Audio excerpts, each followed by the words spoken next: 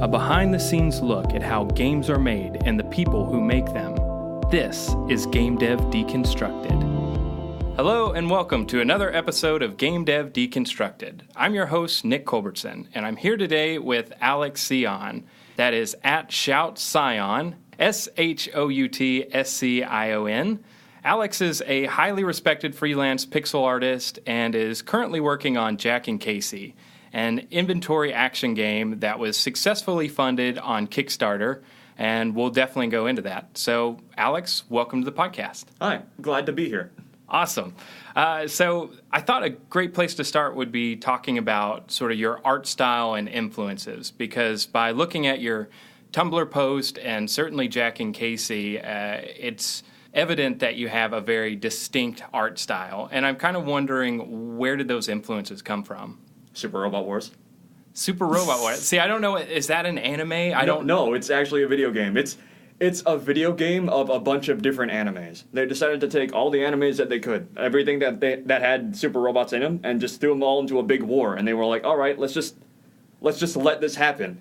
And then that happened for, 20 years now. So it started as just a dumb idea, and then eventually grew into this whole, its own thing, basically. And hold on. I said that as a joke, and now I'm trying to work out, how do I work this back into, an actual, statement? I think the genesis of my art style is just anime. Legit, it's actually just anime. 80s anime, 90s anime. I think I have a lot of roots, actually. One, in Super Robot, but two, in original Pokemon anime, the Indigo League, and up to maybe the Johto League, where everything's kind of simplified. All the characters are simplified, and they're not so detailed that you can see the individual muscles on Charmander or something, but you get a feel for their character and their personality and what they do, and you can look at things and you can ascertain what they are and what they might be, but still have questions about them just by looking at the characters. I think that's something in general that anime is really good at, and it's something that I've tried to incorporate into my art style as well. And how do you view that through the lens of pixel art? Pixel art is an entire medium dedicated to, I'm not quite sure what I'm looking at, but I think this is what it is. Pixel art in general is the degree of obfuscation with anime is usually that they don't have a big enough budget to show all the details in the thing that ostensibly is detailed, but you don't see the details because they weren't drawn in, right? In pixel art, the barrier to that is that the pixels are too large for you to have a detailed understanding of the details of a character. So, a picture of Totodile in the anime would be it's Totodile, but you don't really see, the details that would make up Totodile. You can't see any scales because the art style is too simplified, and they don't have the budget or the need, even, to draw every individual scale on Totodile's body, right? Do you know what Totodile is? No, I don't. But I assumed it was a Pokemon. It is a Pokemon, yes. Okay. Let's say Pikachu. Yeah, I was going to say. Early. You can't see every individual piece of fur on Pikachu's body, but, that's a lot weirder to say. Have you ever seen, an individual strand of fur on a dog? It's that's strange. Anyway, you can't see every individual strand of hair on Pikachu's body, and you don't really need to, right? It's the budget doesn't require this, and if it ever becomes something important in the animation, you'll just see for instance, if somebody's reaching into Pikachu's fur to grab something, right, you'll see the fur, right? You'll see the sheet that makes up the fur, the solid color that makes up the fur, and then you'll see the character's hand reach in, and then you'll probably see little jagged lines to depict that there is fur in between the hand of the character who's reaching in and the quote-unquote camera. And that's all they really need to show you to depict this action. But with pixel art, the problem isn't that they just don't need to draw the fur because the art style is too simple. The problem is that they cannot draw the fur in the first place. There is not enough fidelity. There are not enough pixels on the screen to depict Pikachu's fur at the level of detail that they would need to draw it at. And I think that's actually quite liberating, because that means that I just don't have to worry about details. Usually that means that I can worry about just knocking out, the silhouette of the character, or what am I thinking of? The character, the personality of the way that they move, their body language is what I'm thinking. Their character acting, basically. And I just realized something. We were talking about how my art style is Super Robot and probably Pokemon. I was thinking about this earlier. mentioning silhouettes, I think some of my art style actually comes from Team Fortress 2. You know what that is? Oh, yeah. Oh. Let me turn that off. So Team Fortress 2 has a couple art style nuances of its own that are like, they boil down to simplifying the game so it's easier to look at, but Team Fortress 2 is a very detailed game, and there are a lot of details in the characters that you can see if you pay enough attention to them, but you will probably not see them immediately because the game is also very large on silhouettes and immediate character recognition. So like all the classes in Team Fortress 2 are like, every silhouette is different, and every, like, the way they move is different, and they all have these, like, distinctions to them that make it really easy to play as a class-based shooter, where if you see something, you probably need to shoot it or not, right? You need to make that snap decision. So, Team Fortress 2 is really good at this target recognition thing. I think that's why they decided on the art style. But just because it's good at the target recognition does not necessarily mean that the characters are actually simplified. So, if you look at a Team Fortress 2 character, you can see a lot of details to them that inform, like, characterization, or, like, something that you should learn from them, or, like, some interesting nuance about the character. Like, you probably, a lot of people haven't noticed this, but all the heavy classes, except for the soldier, like the demo man and the heavy, and I guess the pyro kind of qualifies, all of the heavy classes have body armor, and not everybody notices that. Like, all the light classes, like the scout and the medic and the sniper, don't have any armor to speak of at all. But demo and heavy and pyro kind of have a visible black bulletproof flak vest. And that's one of those details that you'll just completely miss. That's just something that you might not notice over the course of the game if you're only paying attention to the simplicity of the straightforwardness of the silhouette design.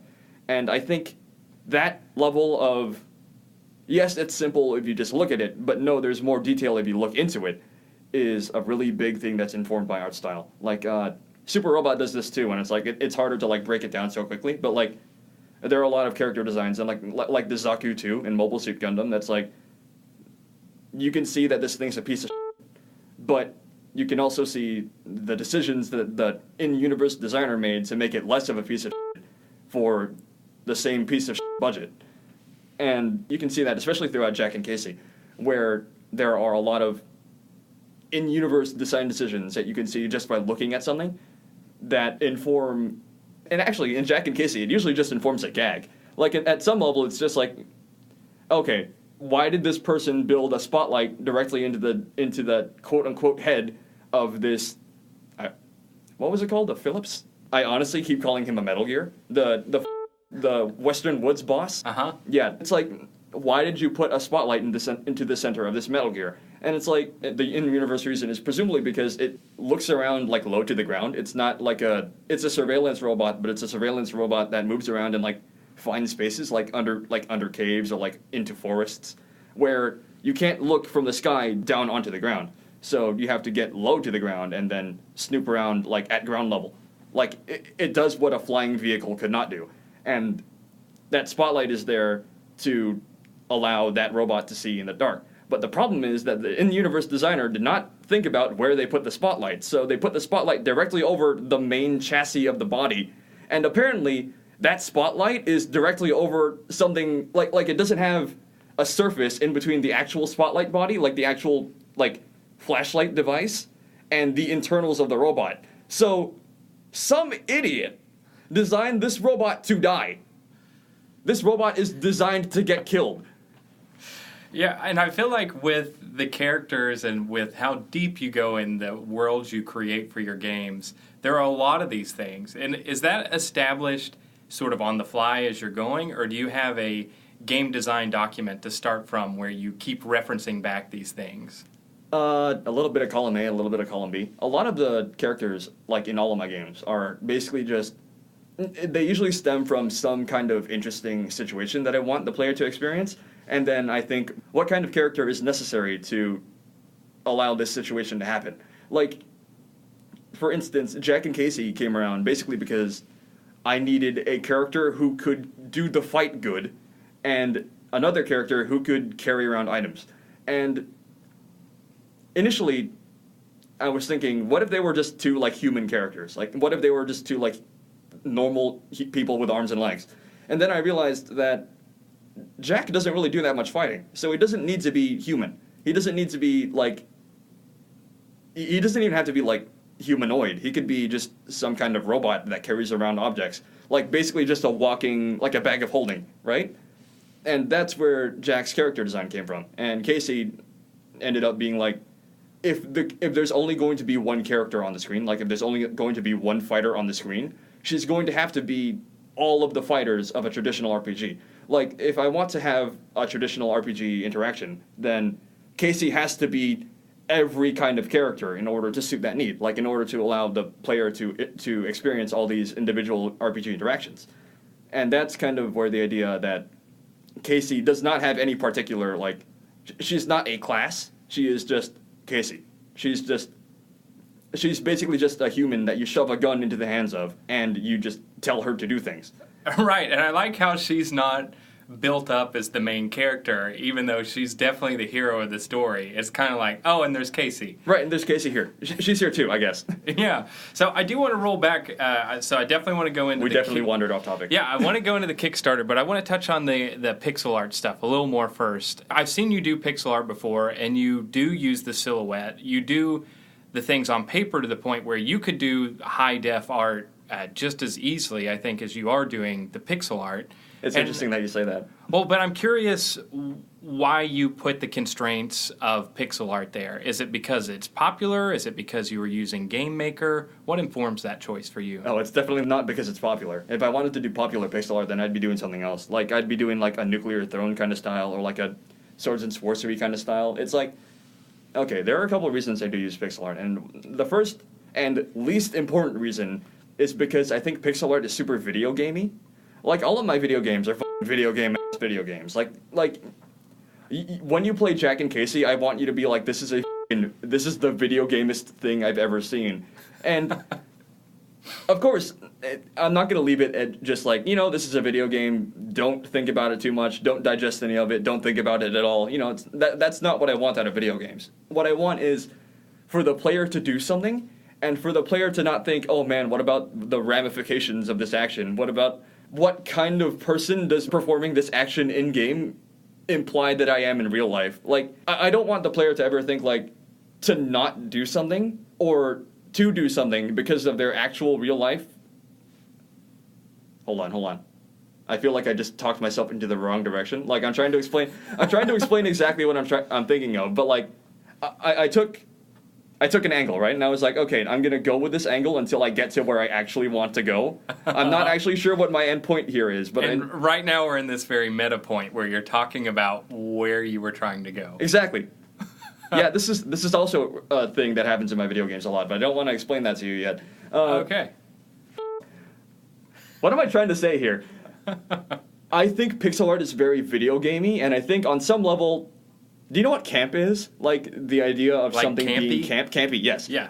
I think pixel art is something like campy, where it's like, if you play a game with pixel art in it, you know that the game is trying to be a game. And it's not trying to be a quote-unquote experience, or, like, it's not trying to be... It doesn't have a pretension of being not a game. I think I know what you're trying to say, and we'll see if I end up in the same dead end void you were in. You go. You're sort of saying that pixel art is a way that people relate to video games. And so by having that as this set structure for them to come to this thing, anything that is a diversion from typical video gamey stuff becomes more interesting. Yeah, okay, there we go. There, I think you got closer to what I was trying to say than I did.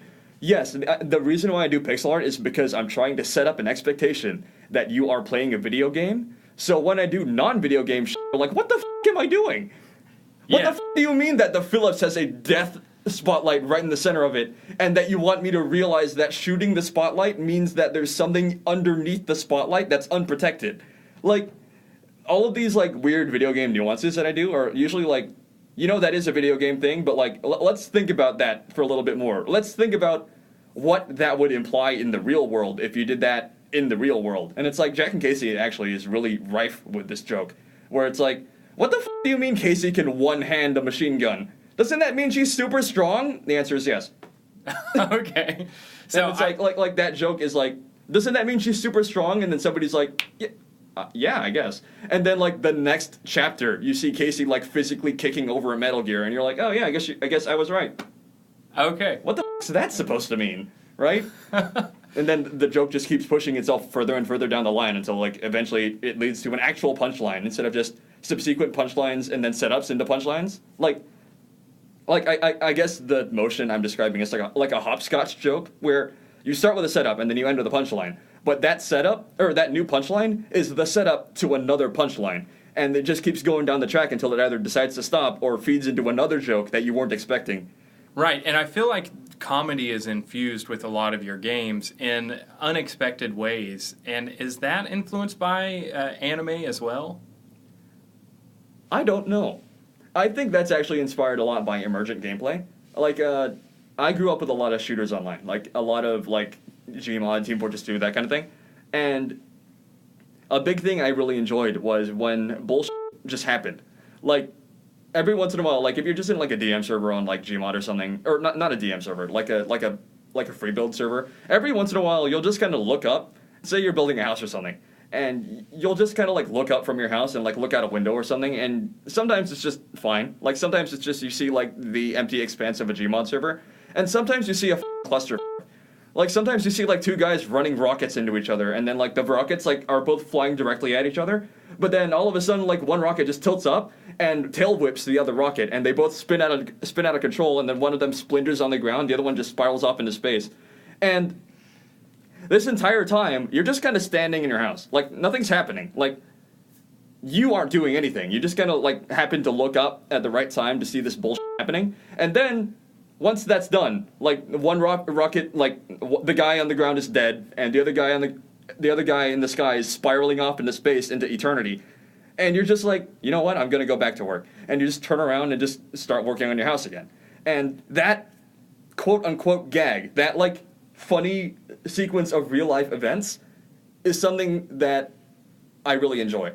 Like, Team Fortress 2 is actually really good at this, where it's like, you'll be, like, having a hard time, like, trying to keep a point from someone, and you'll be like telling your team, like, help, I need a medic right now. The entire team is pushing, I'm a sniper, I don't know what to do. And then you'll turn around and you'll see your entire team, like, doing the conga down, like, the stairs of, like, Dust Bowl, and you're like, you know, I guess I'm just gonna go back to trying to snipe them, and then you die. And it's those, like, I don't know how to respond to that, but I think I have to do something. I really enjoy those instances. And then my video games have a lot of, I think they're actually a little bit further down the line from the Emergent gameplay kind of thing, where the idea is that I want to recapture that experience of I don't know how to respond to that, and I think it is funny. I just have bigger, more pressing problems on my mind right now, where something will happen, and you'll look at it, and you'll be like, oh, and then you'll turn around, and then either you'll double take and be like, what the f*** was that? And you'll look around and, like, see it again, and then you still don't know how to respond to it. And you have to, like, think about it for a little while, and then your actual pressing problem begins to bear down on you, or you will just refuse to even acknowledge its existence and just turn back around and continue doing whatever you were doing. Yeah, I think it's what it sounds like to me, it's like the rest of the world is acting like everything is fine, and you just witnessed this totally absurd thing. And at first, your reaction is, I'm going to keep going forward. And then you think, wait, what just happened? What am I looking at exactly? So the absurdity helps people to sort of understand that framework. But I meant in terms of the pixel art. And I got super off course. No, which is the point. But I did want to ask you, with pixel art, because I've seen you do talks on this before, what separates good pixel art from bad pixel art, and how can someone improve their skills? So this is something that revolves around engagement. And basically, the summary of it is good pixel art is engaging and bad pixel art is not. And this is true of anything. I don't think that you have to be a good artist to know... Oh, wait, no, hold on. I think I actually just said the exact opposite of what I was thinking. You have to be a good artist to understand how to do pixel art. But being a good artist is not actually that difficult. It's knowing to preempt your audience and then making something to either challenge or agrees with your audience's preconceptions. So when an audience looks at your craft, They are going to have some response. What being an artist is being able to predict that response and then use that response to inform some other piece of your work, right? Being a pixel artist is basically the same thing. But the thing is that pixel art has a couple like nuances to it, like the whole detail thing, where it's like you can look at a piece of pixel art and the reason why you can't notice any detail is because there is no detail to begin with. And strictly speaking, you don't actually need detail to be a good pixel artist or even a good artist. It's just knowing how to manipulate preconception. It's knowing how your audience will see something and then knowing what you want to do with that information. Let's talk about Jack and Casie for a second again, at the risk of flying wildly off the rails again. So Casie is a f***ing animal character. She is a f***ing animal person. She's like a DuckTales character, but not a duck. Okay. And this is a deliberate thing that I wanted to set up. And this nuance of her character design, like if she was human, I could not do this. This nuance of her character design informs like a billion weird questions about the world. And I knew going into this that people would look at her and say that this is a weird thing, isn't it? And my answer is always, I'm not gonna say anything. I'm gonna leave you alone with your question and I'm gonna see what happens.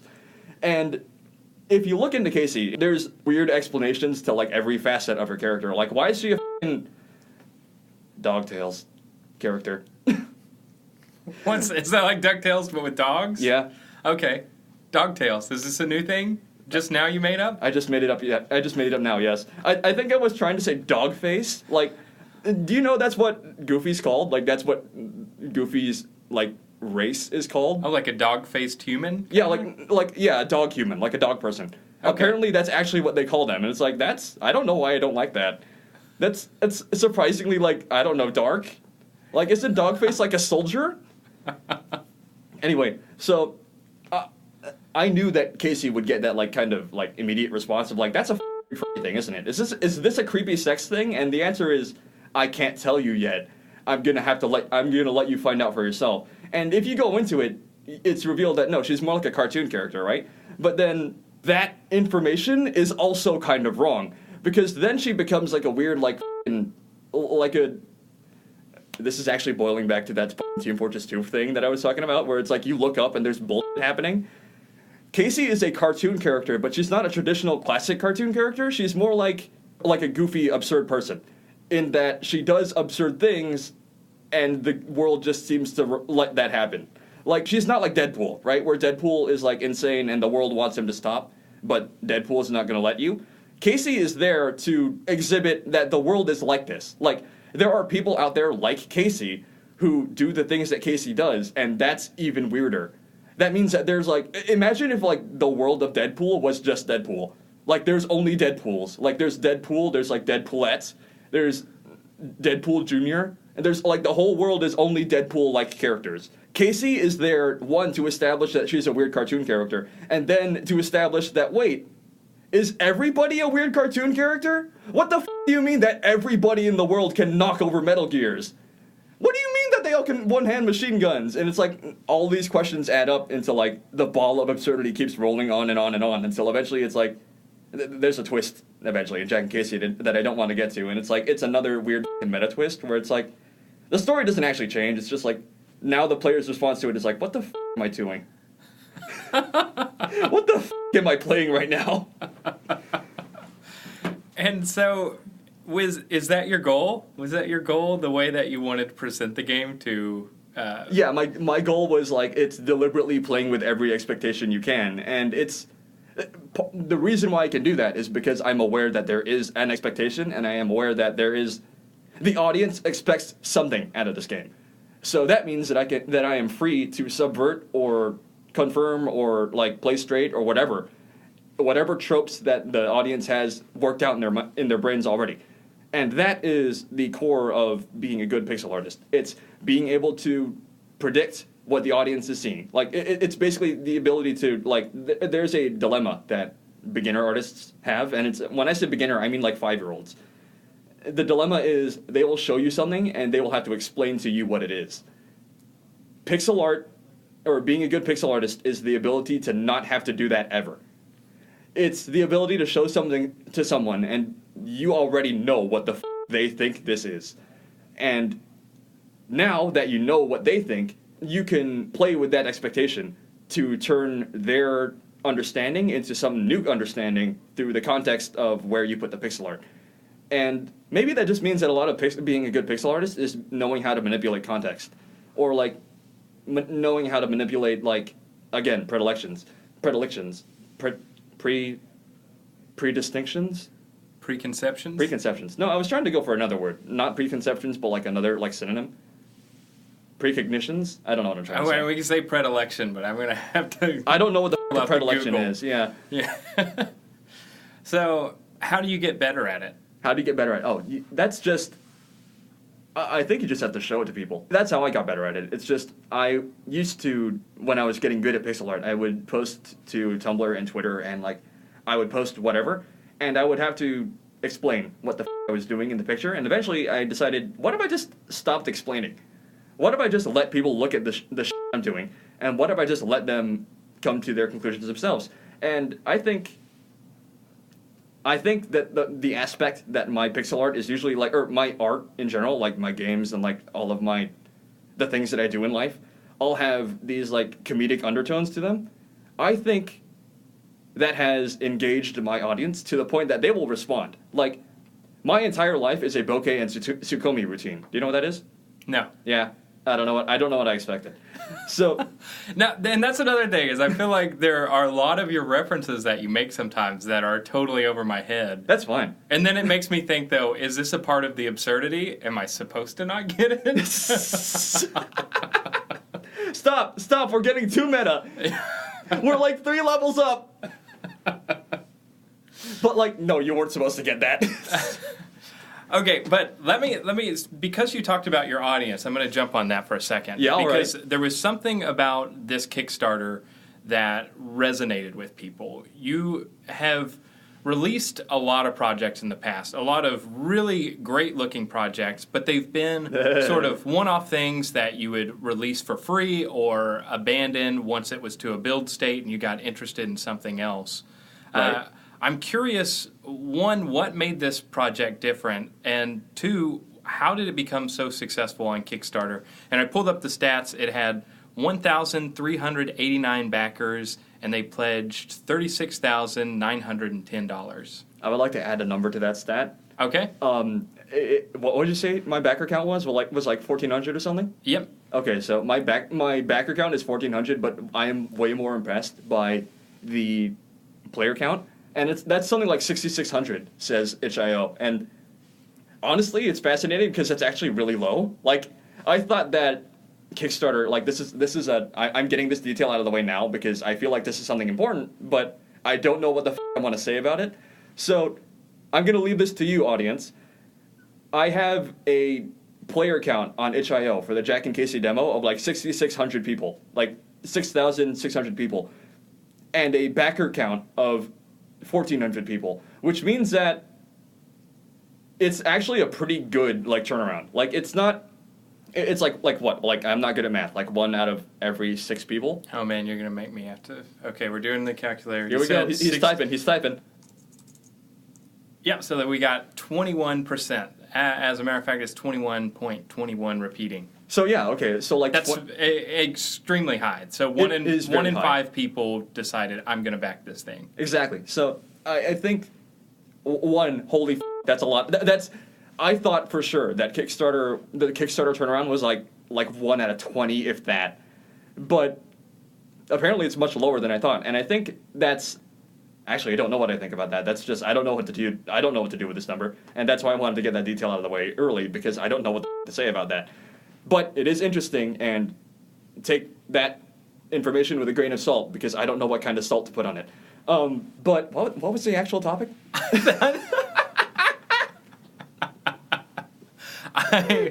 What made it so successful? What made it so successful? So I think, and this is what got me. This is like this is the player being played here. This is. I did not expect Jack and Casie. Like, I did not expect the subtleties of Jack and Casie, like, to instantly get like confirmed. Like, So I was talking about like the unspoken understanding. Like people will play Jack and Casie and they'll be like, "Is Casie a weird thing?" And I'll be like, "I don't know. Do you know? I don't know. You work that out, right?" And I didn't want to say no, she is not, because then that confirms like one way or the other, like their predilections. Their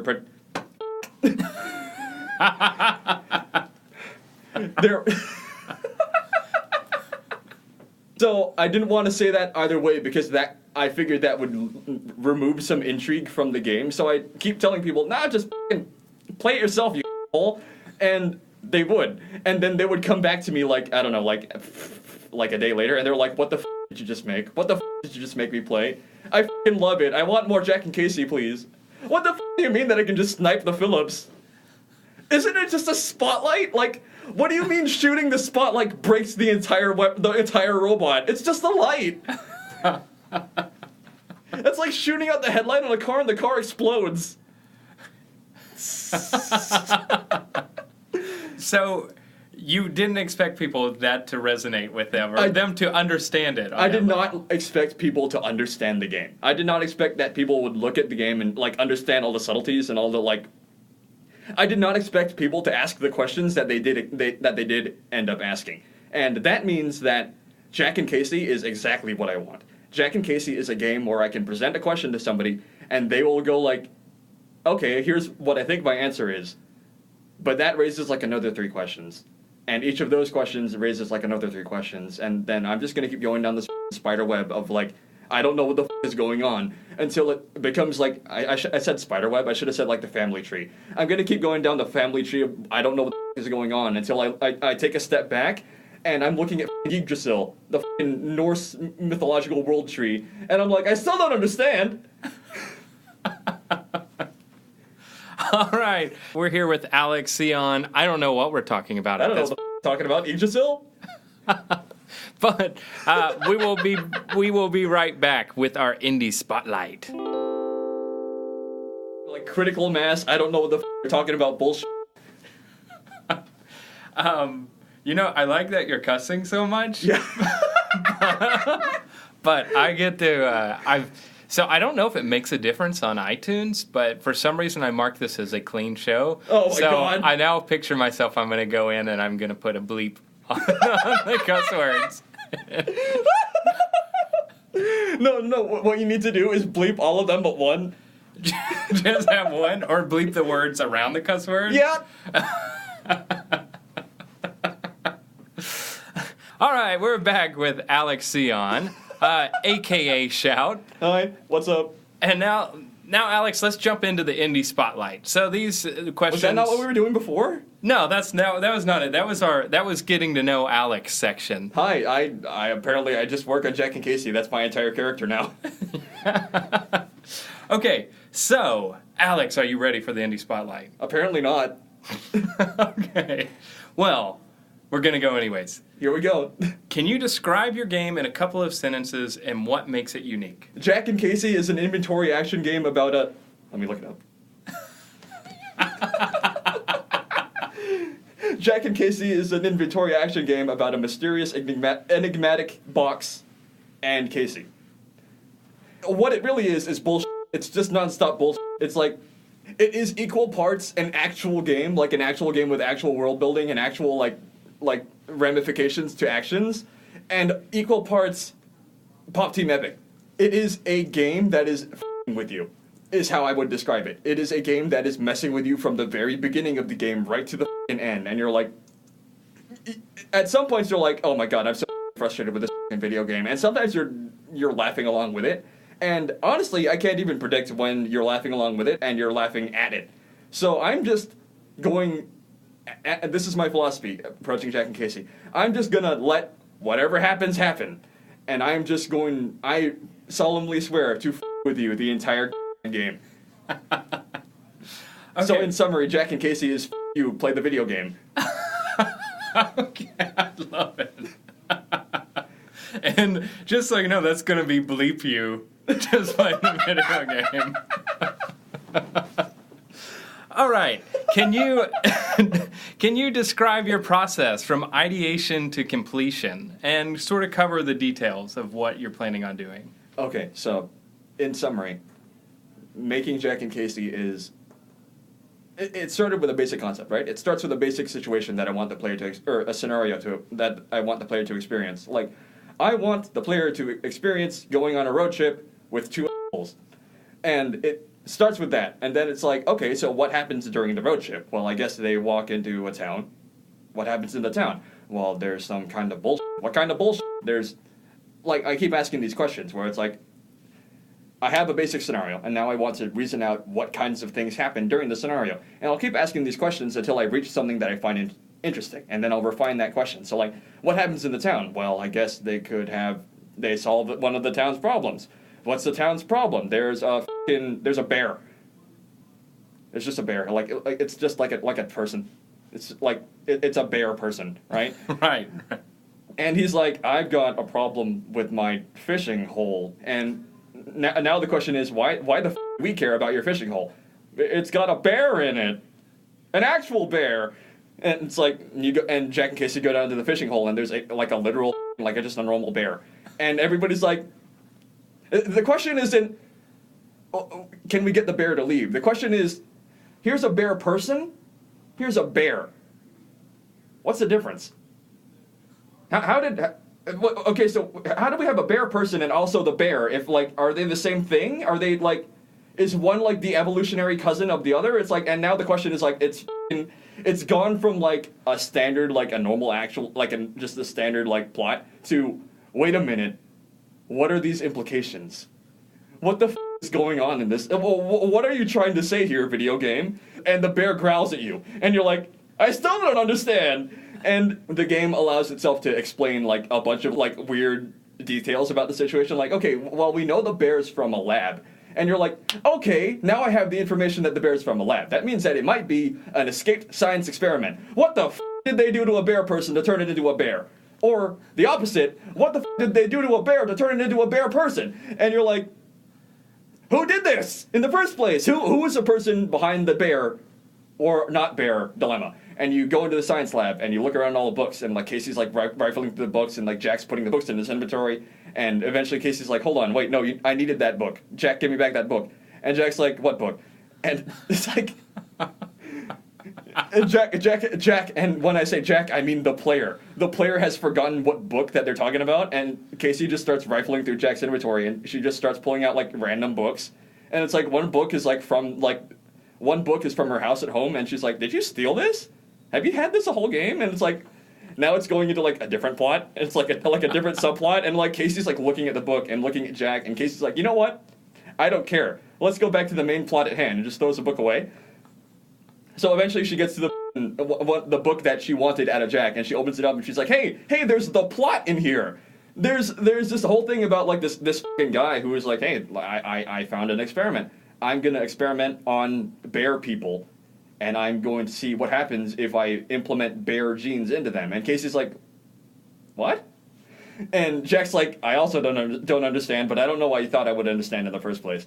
And now the question is so what exactly was he trying to accomplish? I see he was trying to do something, but I don't know what that was. And then you have to look into what exactly was he trying to accomplish. And it's now there's a scenario, right? That was the entire process of reaching something. And now the question is, how do I actually finish it? The problem I always have, and you can actually probably see this if you go actually 5 levels of meta and look at the entire structure of this program, you could probably see that I don't know how to finish things. So getting there is easy. Getting to a joke or getting to a scenario, even it doesn't have to be a joke. It just has to be something interesting. Getting to some kind of conflict is easy. All you have to do is come up with questions and then refuse to answer those questions. But completing them is the hard part. And completing them is usually, I don't want to spoil this because it then actually spoils the plot formula of Jack and Casie. Completing them usually revolves around some kind of resolution. And usually this is where I would suggest to pick up on actual literary design, narrative design, where it's go through the 3 acts trope, go through the setup, climax, resolution, Do the f***ing mountain graph. I don't care. Just think about what you're doing and then think about of a decent way to end it. And honestly, the way to end it will be different for every story. And that's okay. That's something that you do not need to know 100% going in immediately. And I would actually say that if everybody had the same stock endings for every story, then the world would be boring. So loosen up a bit. Loosen up and have the willingness to make up something.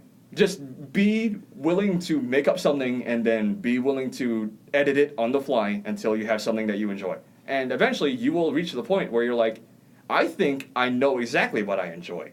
I think I can just append an ending or a conclusion or like a start onto this unfinished product, and I will have a finished product that I can read from start to finish and enjoy the entire time.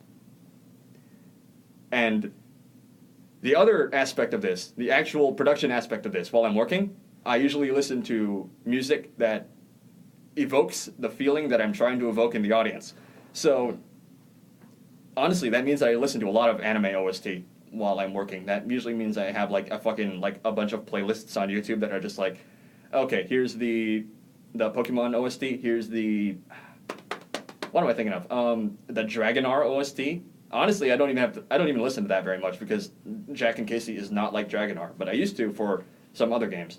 I listen to the Metroid OST, or I used to while I was working on Star Signal, and it's usually just something related to the genre at hand or the subversion that I'm trying to play, and it's never like I don't listen to like okay here, help me out here, musician.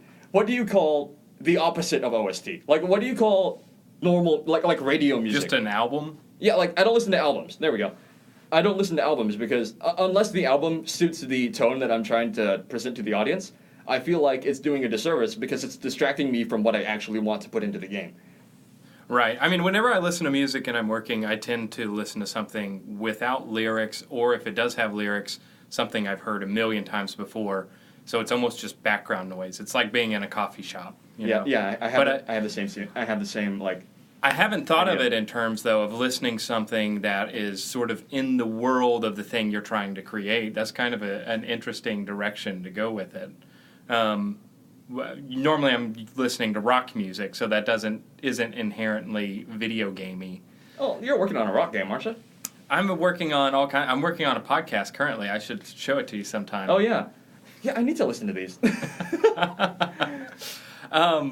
Yeah, another thing about what you've been working on with this game in particular, and we've talked about this briefly, but I'd like to hear where you are with it now. You started this game in Game Maker, and now it is making the move over to Unity.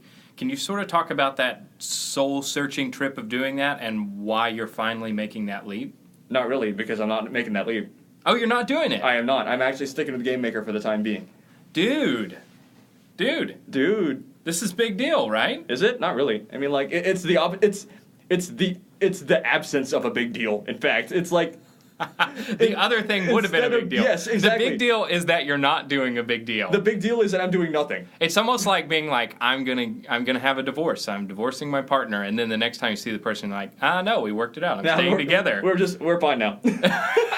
Yeah. Oh, so are you at least making the move to, and this dates, I guess, the podcast, but to Game Maker 2? I don't know yet. I think I'm going to have to eventually if I'm going to port to, like, console, but I'm not sure if I'm going to port to console, so. We have done some tests, and apparently Jack and Casie ports to Game Maker 2, like, really easy. But I don't have any of the export modules for any of the testing, so I'm just going to stay the away for now. And I'm going to continue working on Jack and Casie in GMS 1.4. Yeah, I think that's a great idea. And are you going to be doing still the vast majority of art and programming? I'm doing all of the art, and I am in. How do I describe this? I have a programmer, but we have to like knock out a contract. So I am currently hiring a programmer who has been working with me for like the past couple months. So I will probably do some programming, but I'm doing all of the art still, except for background art, because I've also found a background artist. And honestly, it is a load off my back. I am surprised how much more mobility I have to work on like things like character designs and like enemy designs and like setting designs. How do you describe a town? Setting? Sure. Sure. Yeah, I have a lot more time to work on design than I did having to knock out like technical like murals. Like I'm not actually, and don't quote me on this because somebody's gonna take this out of context and then show like a picture of my art and be like, what the are you talking about, Shout? I am not a very good artist, I feel.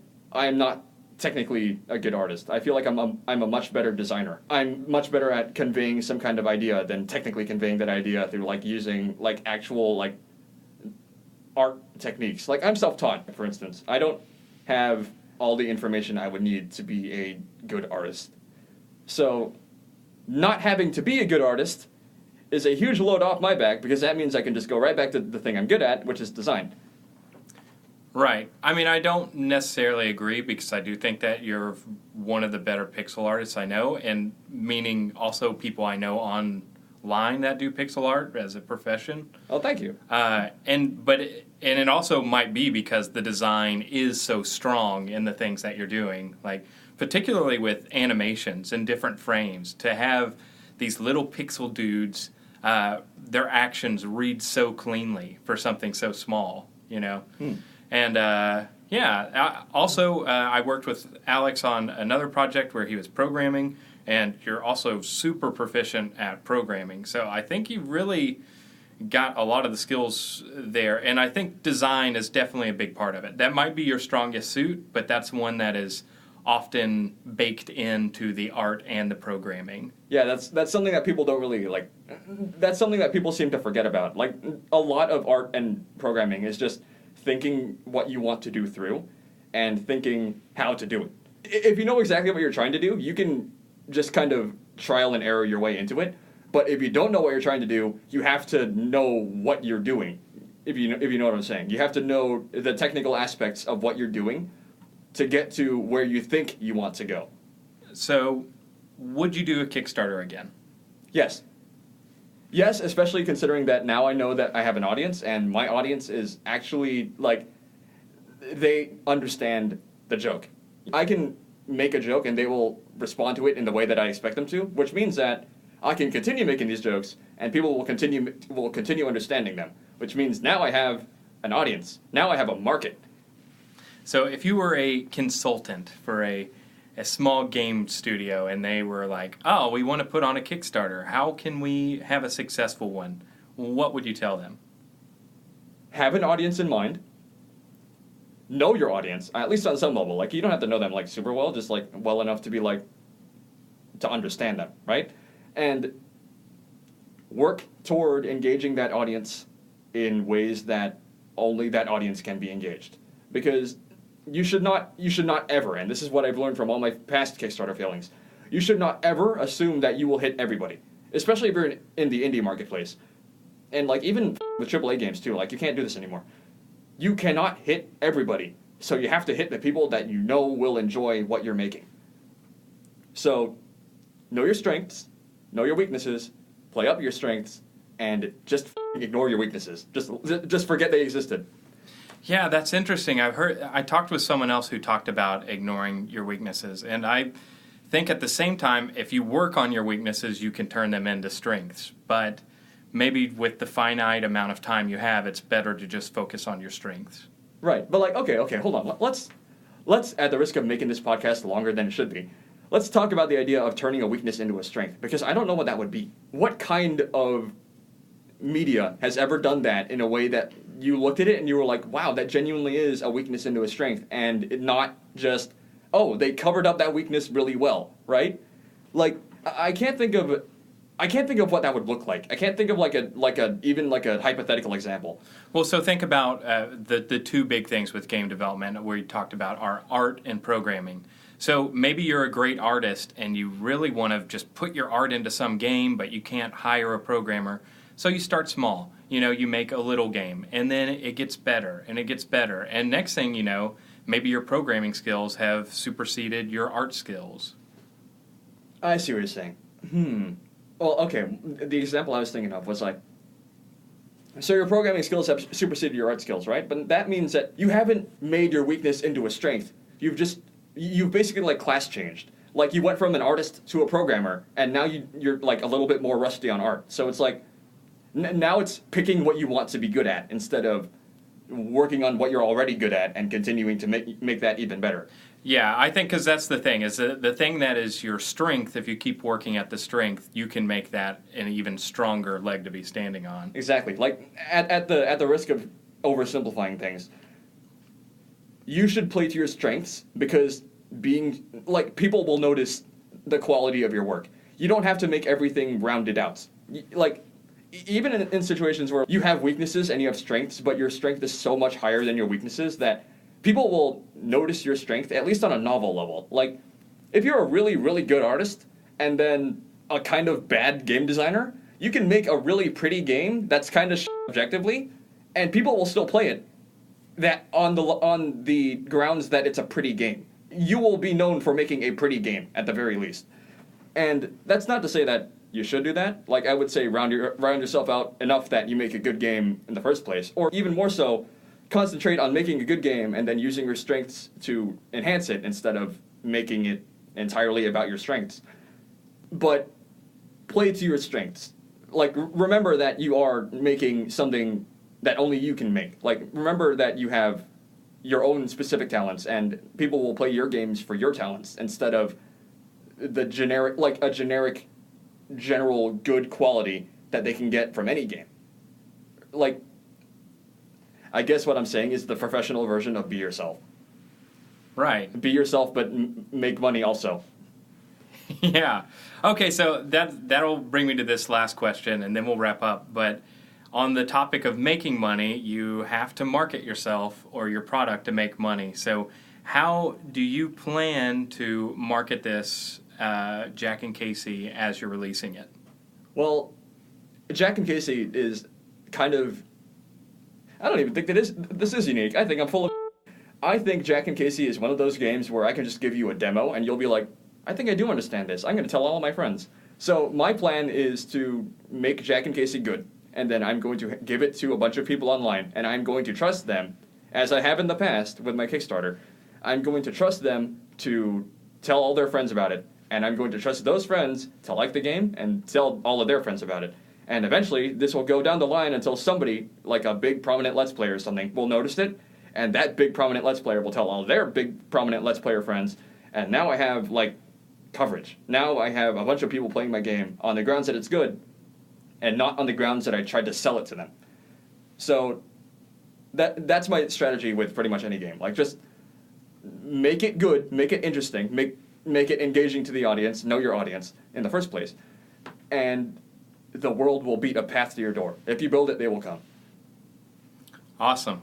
Yeah, I think that's a great place to leave on.